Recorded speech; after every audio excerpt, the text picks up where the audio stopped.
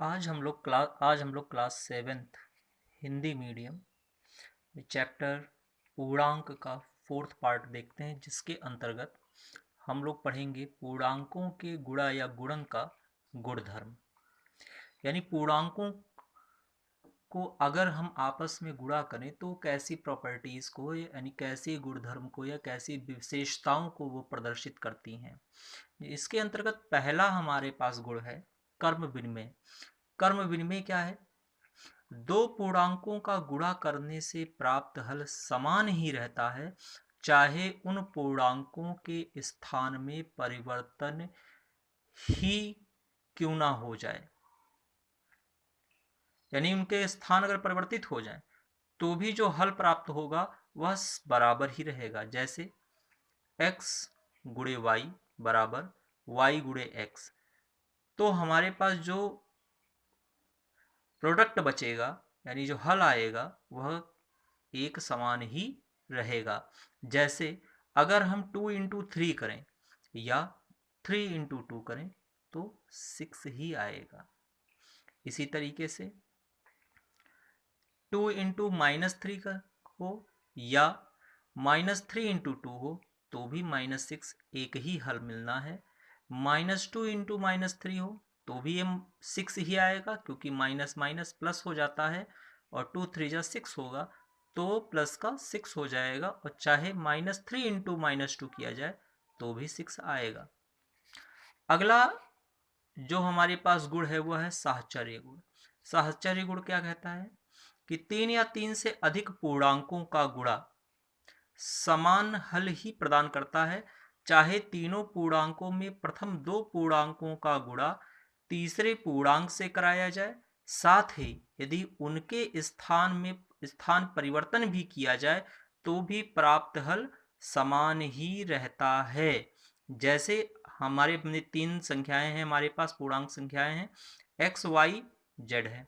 अब हमने क्या किया, पहली संख्या दूसरी संख्या का गुणा निकाला, इसमें तीसरी संख्या से गुणा किया, फिर इन्हीं संख्याओं में y और z का गुणा किया, फिर x का गुणा किया। तो प्रत्येक स्थिति में हमको बराबर ही हल मिलना है। जैसे हमने क्या किया, पेयर बनाया, नंबर ले लिए हमने संख्याओं के। संख्या हमने मान लिया, तीन संख्याएं हैं, पहली है 4, दूसरी है -3 और तीसरी है 5। तो 4 का मल्टीप्लाई यानी कि गुणा अगर हम -3 में पहले कराएं फिर 5 में कराएं, और अगर -3 का 5 में कराएं फिर 4 में कराएं तो भी हमको क्या होता है, इक्वल यानी समान हल ही प्राप्त होता है। यानी left hand side equal to right hand side. इस प्रकार से पूर्णांकों का गुणा साहचर्य गुण को प्रदर्शित करता है। इसी प्रकार अगला गुण हमारे पास है तीसरा, शून्य के साथ गुणा।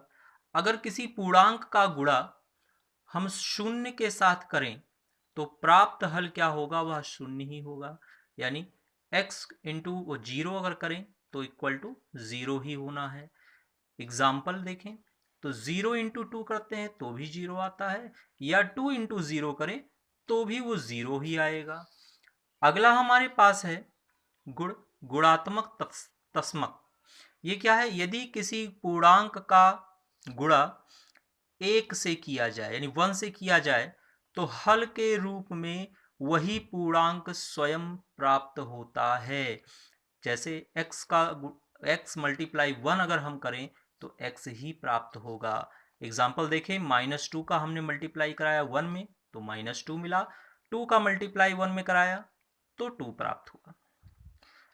अगला हमारे पास गुण है पूर्णांकों के गुणा में वितरण नियम। कि क्या पूर्णांकों का गुणा कराया जाए तो क्या वो वितरण नियम को वो फॉलो करते हैं। तो देखते हैं, पूर्णांकों के गुणा में वितरण का नियम लागू होता है। वितरण का गुणा क्या है भाई, कि मान लिया हमारे पास तीन संख्याएं हैं a b और c, किन्हीं दो संख्याओं को हमने जोड़ लिया, फिर तीसरी संख्या से हमने मल्टीप्लाई कर दिया, या पहली संख्या को क्रम से दूसरी व तीसरी से गुणा करा के उन्हें जोड़ दिया, यानी कि पहली संख्या का दूसरी संख्या में गुणा करा के हल प्राप्त कर लिया और फिर पहली संख्या को तीसरी संख्या से गुणा करा के हल प्राप्त कर लिया, फिर दोनों हलों को हमने जोड़ दिया तो परिणाम हमारा बराबर ही होगा। जैसे हमने दो संख्याएं प्राप्त कर मान लिया 2 3 4 और फिर इसी नियम पर हमने इसको व्यवस्थित कर दिया तो राइट हैंड साइड पे क्या हो जाएगा 2 इंटू 3 प्लस 2 इंटू 4। तो हर हाल में हमको समान आंसर ही प्राप्त होता है, यानी left hand side equal to right hand side. इस प्रकार ये वितरण नियम को प्रमाणित करता है, यानी इसको फॉलो करता है।